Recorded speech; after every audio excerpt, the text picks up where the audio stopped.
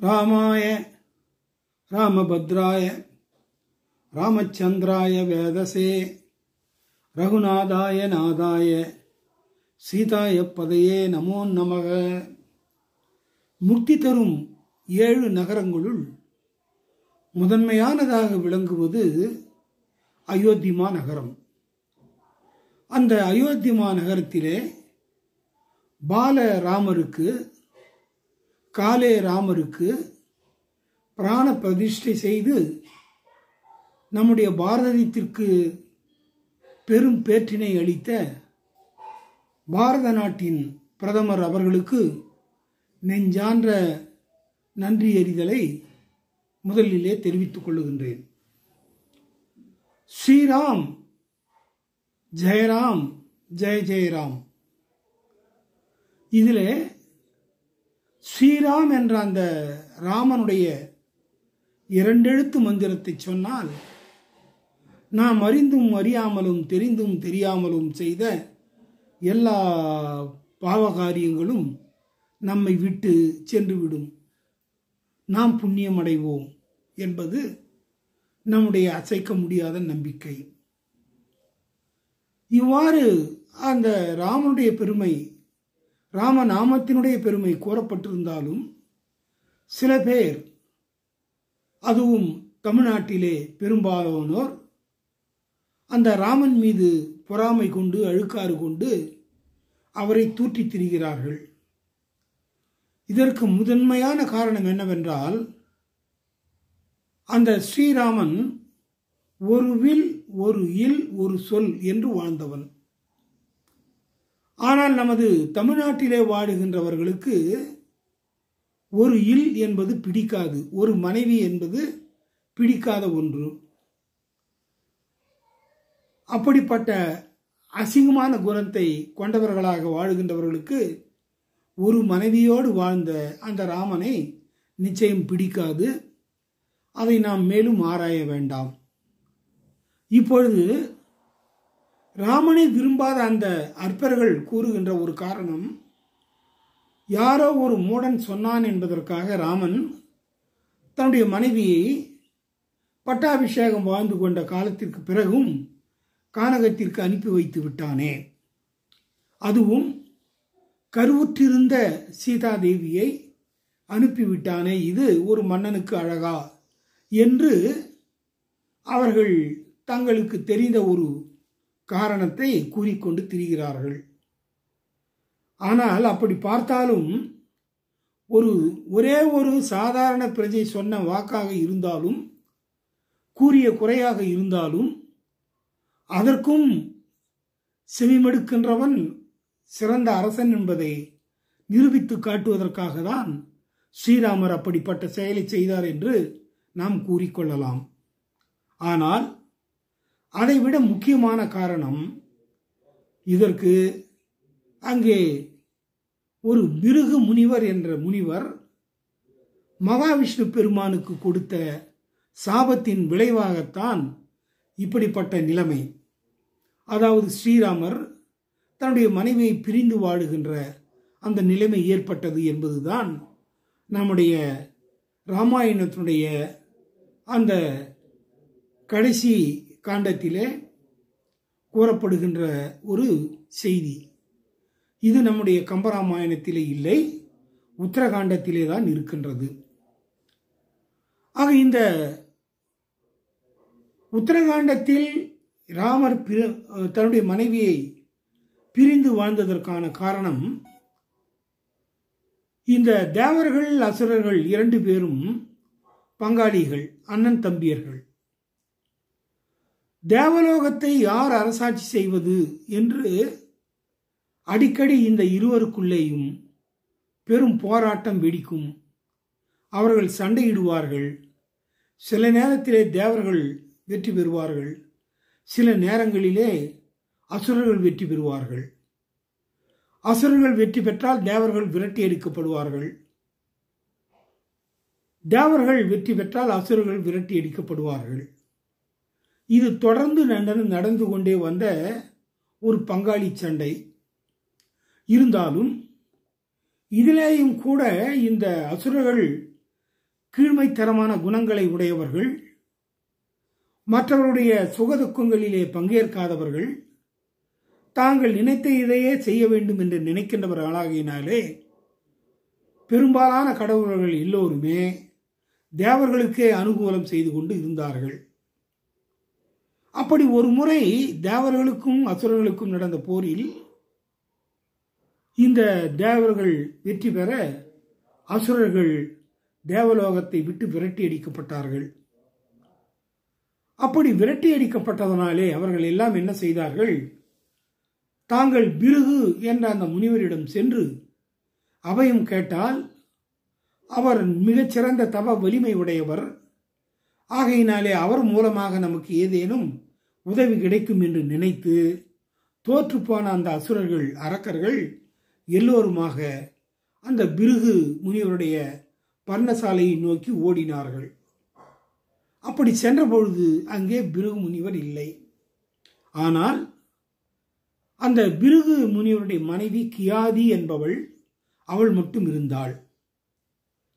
தன்னிடம் ஓடோடி வந்த அந்த அசுரர்களை பார்த்து என்ன நடந்தது, ஏன் ஓடி வருகிறீர்கள் என்று கேட்டதற்கு அவர்கள், தாயே அபயம், தாங்களும் முனிவரும் தான் எங்களை காப்பாற்ற வேண்டும், தேவர்கள் எங்களை விரட்டி அடித்து விட்டார்கள், நாங்கள் செல்வதற்கு வேறு இடமில்லாமல் இருக்கிறோம், எங்களுக்கு அபயம் கொடுத்து அருள வேண்டும் என்று அந்த கியாதினுடைய திருவடிகளிலே அவருடைய பாதத்திலே விழுந்து வணங்கினார்கள்.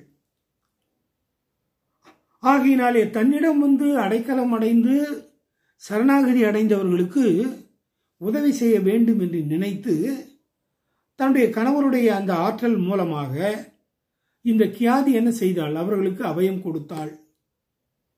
ஆகையினாலே ஓடி சென்ற அந்த அசுரர்கள் எல்லாரும் கொல்லப்படாமல் காக்கப்பட்டார்கள். இது மகாவிஷ்ணு பெருமானுக்கு தெரிந்தது. ஏனென்றால் அப்போது அந்த தேவர்களுக்கு வெற்றியை தேடி தந்தவர் அவர்தான். அவருடைய உதவியாலே தான் தேவர்கள் வெற்றி பெற்றார்கள். ஆகையினாலே தான் தேவர்களுக்கு உதவி செய்து அதன் மூலமாக அவர்கள் வெற்றி பெற்றிருந்தார்கள். ஆகையினாலே அதை கருத்திலே கொள்ளாமல் இந்த கியாதி என்பவள் அந்த அசுரர்களுக்கு புகலிடம் கொடுத்தால், அடைக்கலம் கொடுத்தால், சரணாகதி கொடுத்தால் என்று நினைத்து பார்த்தபொழுது மகாவிஷ்ணு பெருமானுக்கு மிக பெரும் கோபம் உண்டாயிற்று. ஆகையினாலே கோபத்தை அடக்க முடியாதவராக அவர் தன்னுடைய சக்கராயுதத்தை எடுத்து அந்த கியாதியினுடைய தலையை வெட்டி வீழ்த்தி விட்டார். தலை ஒரு பக்கமாகவும் முண்டம் ஒரு பக்கமாகவும் விழ அங்கே இறந்து போனாள் கியாதி. இதை உடனே அறிந்து கொண்ட அந்த பிருகு முனிவர் அந்த இடத்திலே தோன்றினார். தோன்றியவர் தன்னுடைய மனைவி மகாவிஷ்ணு பெருமானாலே சக்கராயுதத்தின் மூலமாக கொல்லப்பட்டதை அறிந்தவுடனே அவருக்கு மிக பெரும் கோபம் உண்டாயிற்று. எப்படி மகாவிஷ்ணு கோபத்தை அடக்க முடியாமல் பெண் என்றும் பாராமல் கொன்று விட்டாரோ, அதே போல இந்த பிருகு முனிவனும் என்ன செய்தான்? தன்னை படைத்த அந்த பகவானை நோக்கி தான் அனுதினமும் ஆராதித்து வருகின்ற, அதாவது துதித்து கொண்டு வருகின்ற அந்த பெருமானை பார்த்து, நீ ஒரு பெண் என்றும் பாராமல், அதுவும் மிக முக்கியமாக என்னுடைய மனைவி என்றும் பாராமல், ரிஷி பத்தினி என்றும் பாராமல் நீ அவளை கொன்று விட்டாய். ஆகையினாலே அவளை கொன்று நான் இப்படி துடிக்கின்றேனோ, அதே போல நீயும் என்ன செய்ய வேண்டும்? மனிதனாக பிறந்து பூலோகத்திலே பல ஆண்டுகள் உன்னுடைய மனைவியை பிரிந்து வாழ வேண்டும். இது நான் உனக்கு கொடுக்கின்ற சாபம் என்று ஒரு சாபத்தை கொடுத்து விட்டார். சாபத்தை கொடுத்து விட்ட பிறகு அவர் யோசித்து பார்க்கிறார். நாம் சாதாரண முனிவர், நாம் கடவுளுக்கே சாபம் கொடுத்து விட்டோமே, இதை அவர் ஏற்றுக்கொள்ளாது போனால் அந்த சாபம் பலிக்காமல் போகுமே, அந்த சாபம் பலிக்காமல் போனால் நமக்கு நரகலோகம் கிடைக்குமே, நரகலோகம் சென்று விட்டால் மீண்டும் எப்பொழுது நாம் மேலே வந்து மீண்டும் நம்முடைய தவத்தை செய்வது என்று பயந்து போனார் அந்த பிருகு மகரிஷி. ஆகையினாலே தவறு செய்து விட்டதை அறிந்தவுடனே அவர் அந்த திருமாலுடைய திருவடிகளிலே, மகாவிஷ்ணு பெருமானுடைய திருவடிகளிலேயே விழுந்தார். யாருக்கு சாபம் கொடுத்தாரோ அவரிடமே சரணாகதியும் அடைகிறார் இந்த பிருகு முனிவர். சரணாகதி அடைந்து அவருடைய தாமரை பாதங்களை தொட்டு வணங்கி, பகவானே, நான் அறியாமல் சாபம் கொடுத்து விட்டேன். ஆனால் இந்த சாபத்தை நீங்கள் ஏற்றுக்கொண்டால்தான் அந்த சாபமானது பலிக்கும், அந்த சாபமானது நிறைவேறும். அதை தடுத்து நிறுத்திக் கொள்ளுகின்ற ஆற்றல் உங்களுக்கு உண்டு. ஆனால் அப்படி நீங்கள் செய்துவிடக்கூடாது. அப்படி செய்துவிட்டால் நான் நரகலோகத்திலே சென்று விடுவேன். ஆகையினால் அந்த நரகலோகத்திலே இருந்து எப்பொழுது நான் மீண்டு வருவேன் என்று சொல்லுவதற்கு இல்லை. ஆகையினாலே தயவு செய்து தாங்கள் நான் கொடுத்த அந்த சாபத்தை ஏற்றுக்கொள்ள வேண்டும்.